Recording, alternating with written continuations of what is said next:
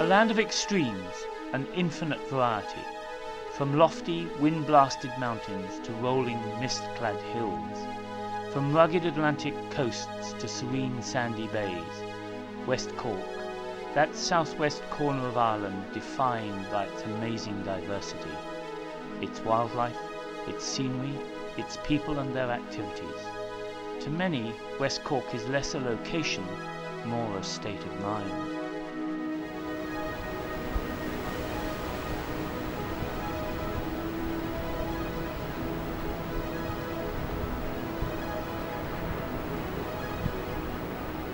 Kojo Films and Whale Watch West Cork create short films about the people and wildlife of West Cork.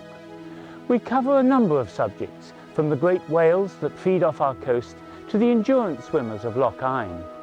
We also look at the fabulously beautiful and tranquil locations that form the stage of this amazing theatre. Join us for this end-of-season episode where we look back over 2017. We bring you informed commentaries from some of Ireland's amazing experts, talking on subjects from basking sharks to baleen whales, and from endurance swimming to coastal rowing. We visit Cape Clear Island, Ireland's most southerly community, and part of the Gaeltacht, and talk to the hardy inhabitants who have made this beautiful island home. These are just some of the wildlife, people, places and activities we will encounter on this journey through wild West Cork.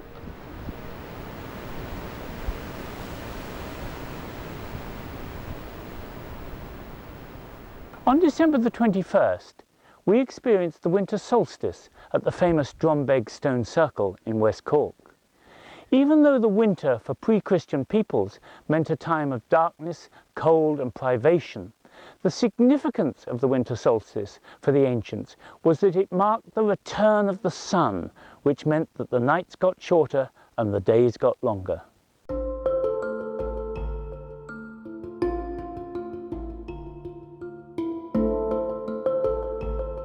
Celebrations of the return of light are common throughout history, with feasting, festivals and holidays around the time of the winter solstice to celebrate the sun god's rebirth.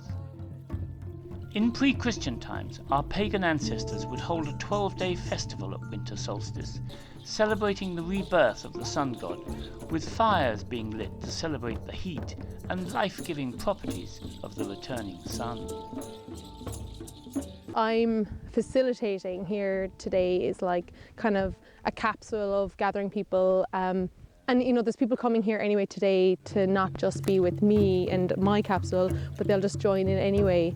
And I share, I suppose, spaces for people to come together to drop into their own, I suppose, energy and their own intuition and their own connection to their ancestors or their healing. And it's quite a big, it kind of continues into a bigger space.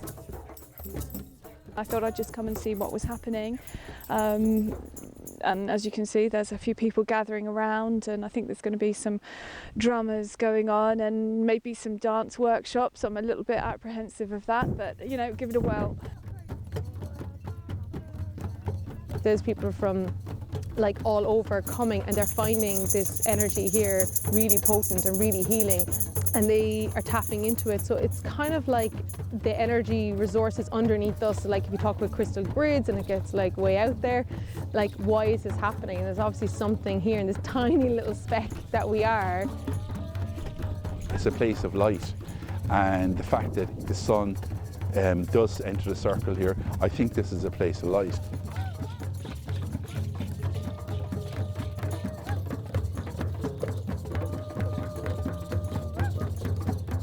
More people are definitely waking up nowadays, I think, to the energy and to the wanting to reconnect, and I think yoga has actually brought a big, huge connection in, and they're starting to find more Celtic aspects rather than the Indian. And when we start sounding, often you start hearing things that you've never heard before, or you start experiencing things that you've never experienced before. And that's kind of the power, I suppose, of people gathering together, sharing their voices or sharing their energy and sharing their wants and their futures. And like really people want to be in a community, and people want to be together and they want to feel from the heart, I suppose, and the soul, and that's a kind of a redirection, because we get lost in the world that we live in today. It's very open, it's too just gone a bit crazy, and coming back really just brings us back to the nature and back into this kind of like, why are we here?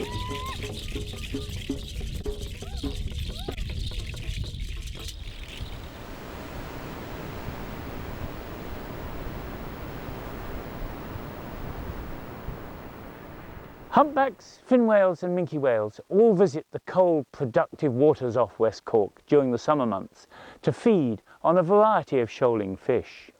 Along with common dolphins, basking sharks, seals and porpoises, this rich diversity of marine wildlife makes the southwest tip of Ireland a popular destination for the many visitors who come out and try and get a glimpse of these denizens of the deep.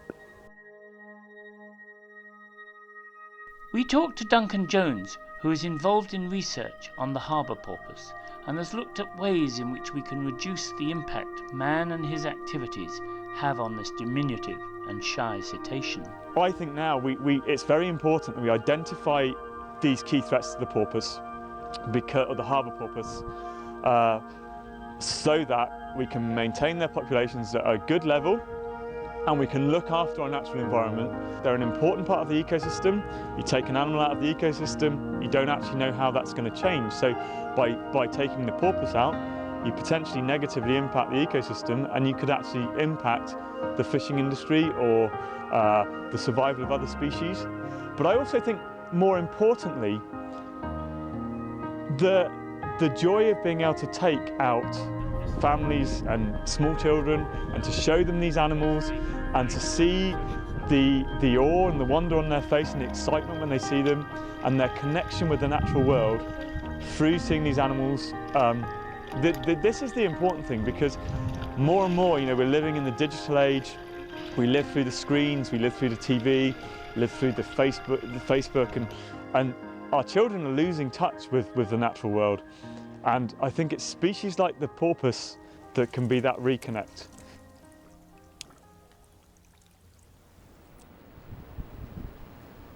We met up with Aidan Coffey, who has devoted so much of his time in perfecting ways of photographing humpback whales. I think the main thing about humpbacks that makes them photogenic is their activity levels. They're somewhat like a large dolphin. They tend to like jumping around the place. They wave their tails out of the air. They hoover along the surface, lunge feeding with their mouths wide open. They're quite happy to jump right out of the water on occasions. And they engage in this activity called bubble netting or bubble feeding, where they lay a circle of bubbles to enclose the fish, and then they surface in the middle with their mouths wide open. And that's particularly fantastic from a photographic point of view, because you know exactly where the whale is going to surface and when. When you see the bubbles there, you've got about 10 seconds, and the whale will appear in the middle of those bubbles. Brendan Collins has been watching the short-beaked common dolphins off West Cork since he was a small boy, accompanying his father on fishing expeditions. Brendan talked to us about this charismatic little dolphin and shed light on some of their behaviours. I find it amazing that a wild animal will come in and associate with humans of its own free will. Do you think that in the early days of man taking to the sea, that these dolphins were coming in to explore this potential threat, and that they were escorting these boats away from vulnerable members of the group? Well, I'm sure in the early days of maritime history that would have been the case, but we now believe that the dolphins are simply coming into the boat to play and to bow ride with it. Just like your dog with a stick in the garden, they're simply playing. After all, you and I spend our time out there floating around on boats. We're just another part of this ever-changing and challenging environment for these guys to seek us out and have a look. Vincent Hyland has been studying and photographing basking sharks off the southwest of Ireland since he was a small boy. He tells us about his abiding passion for these unique animals, the second largest fish in the world. So the south and west and northwest coasts of Ireland are fantastic for basking sharks to accumulate during the summer, and that's probably because, you know, the waters are clear. You also get these incredibly large plankton blooms, so it's a fantastic place to feed. They're not going to go hungry here. There's no disturbance really. I think that's key as well. So they go in and out of plankton blooms. They move one way and then they turn around and come back into the plankton bloom. And there's also things like, maybe this is from a behavioural perspective, and particularly in terms of, you know, reproduction, this nose to tail behaviour perhaps maybe is something to do with courtship. So they could come into these waters because of that too, and nobody really knows. But also then in terms of, you know, protecting the young basking sharks, you know, do the young basking sharks, for instance, learn off the, you know, the mother or the parents? Do they congregate in groups sometimes like that in terms of social? And maybe is it a case that, you know, the young learns how to feed and go through these particular plankton blooms? So there's all of those things going on in relation to basking shark behaviour and the reason why they come to this particular part of Ireland, the south, the west and the northwest.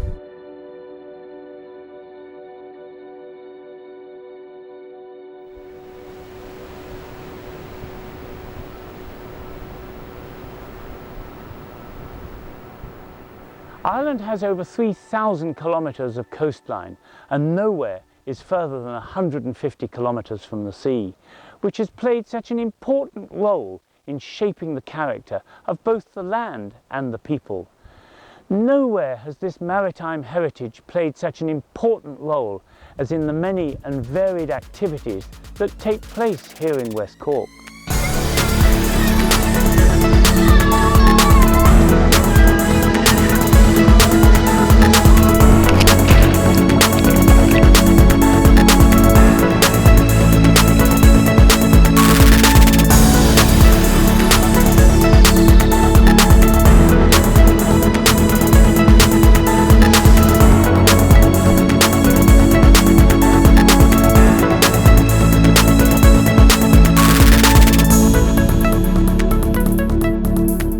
We investigated the phenomenon of open water endurance swimming in the cold waters of Loch Hyne. We spoke to members of the Loch Hyne Lappers about what it is that makes their sport such an attraction.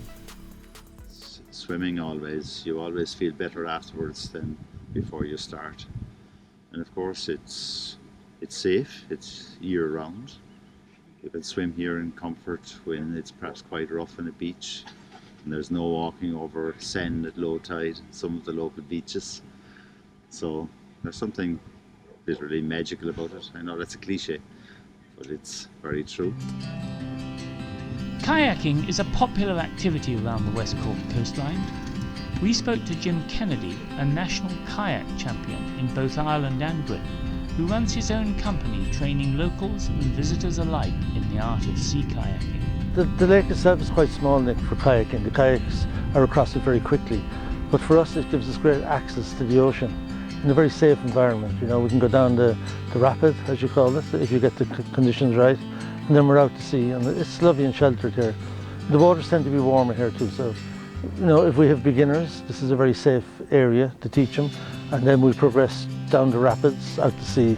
So for us, it's a fantastic playground. And a safe classroom as well, a safe environment. We joined Kilmackabie Rowing Club to find out more about the sport of coastal rowing and why this activity holds such a special place in the hearts of its devotees. We spoke to John Birchall and other club members who give up so much of their spare time training young children in the art of coastal rowing. There's youngsters, there's children, there's everyone out there performing at their best. They mightn't be winning, but they're giving everything they have. And it's great to see when there's a group of children that you're involved in, and they're coming along and they're developing and they're rowing to the best of their ability. And then they start coming up the ladder. And for them, it's great, but for me watching on, it's even better.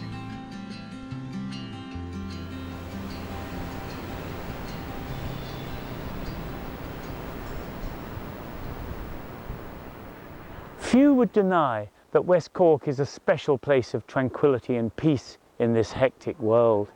Its wildlife, its people, all go to make it a jewel in the crown that is Wild Ireland, a very special destination for the many people who come to experience its quiet laneways and its rugged, unforgiving Atlantic coast.